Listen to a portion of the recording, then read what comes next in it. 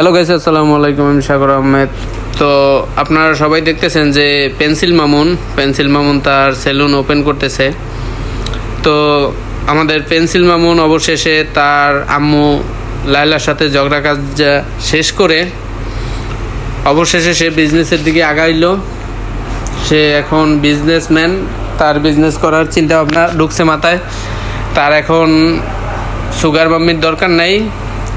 আর আমাদের প্রাণপ্রিয় লায়লা মাম্মির তো কোনো তুলনাই হয় না।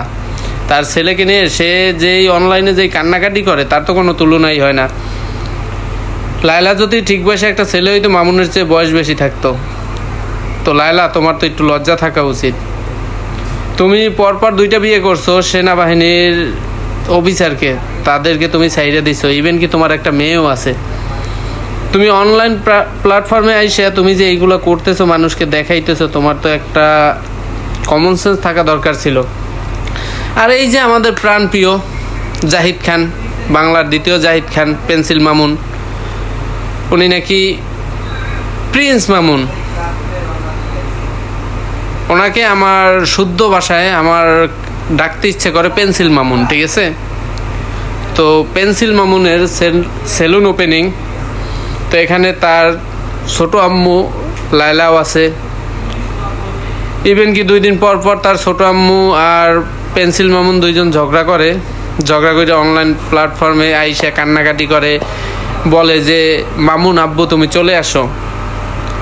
লায়লা বলে কান্নাকাটি করে, মামুন আব্বু তুমি চলে আসো, আমি আর তোমার সাথে 2 নম্বরই করব না। মামুনও বলে যে আমার সাথে অনেক খারাপ ব্যবহার করে, খোঁটা দেয়।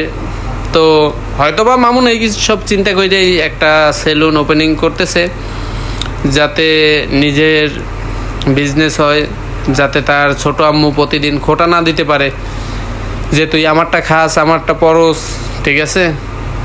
এর জন্যই তার আম্মুর খোঁটা শুনতে না পাইলে এর জন্য নিজেই আর কি বিজনেস ওপেনিং করলো। তো সবাই দোয়া করবেন পেন্সিল মামুনের জন্য আর তার ছোট আম্মুর জন্য, যাতে তার ছোট আম্মু লায়লাকে নিয়ে ভালো থাকে। দেখেন এই মুরুক্ষ একটা সেলুন ওপেন করছে, এর জন্য কত মানুষ ভিড় করতেছে। আরে ভাই, এক মুরুক্ষরে দেখতে আরো 1000 মুরুক্ষ একসাথে হইছো, যানজট তৈরি করে ফেলাইছো। পেন্সিল মামুন, ওর নামটা হচ্ছে, ওর বংশ কি? ওর বংশ হচ্ছে গিয়া মামুন মাল। ওরা হচ্ছে গিয়া মাল বংশ। ও নাম দিল কি প্রিন্স মামুন। হ্যাঁ, তাও আবার সুগার মাম্মি নিয়ে মনে করেন অনলাইনে এসে প্রতিদিন কাহিনী করে। আমরাও কি করব, অসহায় পাবলিক প্রতিদিন দেখি মা ছেলের কাহিনী। আগে ছোটবেলায় দেখছি আলিফ লায়লা, আর এখন আমরা দেখতেছি মামুন লায়লা। তো সবচেয়ে ভালো হয় মামুন তুমি লায়লার মেয়েকে বিয়ে করো আর লায়লাকে মুস্তাকের কাছে দিয়ে দাও। তিশার জামাই মুস্তাক আছে না, মুস্তাক আঙ্কেলের কাছে দিয়ে দাও লায়লাকে। মুস্তাকের সাথে পারফেক্ট জুটি হবে, ঠিক আছে? তো মুস্তাকের সাথে পারফেক্ট জুটি লায়লার, ওকে দিয়ে দাও। তোমার বয়সের সাথে যাচ্ছে না। আর তুমি যদি পারো তাইলে লায়লার মেয়ে বিয়ে করো, নয়তো বা মুস্তাকের যে তিশা আছে তিশার কাছে যাও, কারণ তোমার সাথে মানাইতেছে না লায়লা আপারে। আর 2 দিন পর পর উনি যাইয়া ফেস কন্ট্রোল করতেছে, ফেস ট্রিটমেন্ট করতেছে, ঠিক আছে? তুমি কি কচি হইতে চাও নাকি? তোমার লজ্জা করে না? তুমি বুড়িয়া বেডি মনে করো 2 দিন পর পর অনলাইনে আইসা তুমি মনে করো যে তোমার ফেস করতে চাও, তুমি ফ্যাট হয়ে গেছো, স্লিম হইতে চাও, ঠিক আছে? তোমার লজ্জা করে না 2 দিন পর পর অনলাইনে এসে এইগুলো করতে? আরে এই যে আমাদের পেন্সিল মামুন ভাই, তোমাকে হাজার সেলুট। তুমি এখন নিজের বিজনেস দিছো, নিজের পায়ে খাড়াইছো।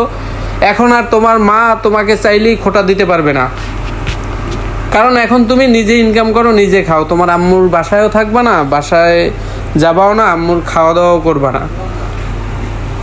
নিজে ইনকাম করে নিজের ইনকাম খাবা, ঠিক আছে? যাতে তোমার ছোট আম্মু তোমাকে খোঁটা না দিতে পারে।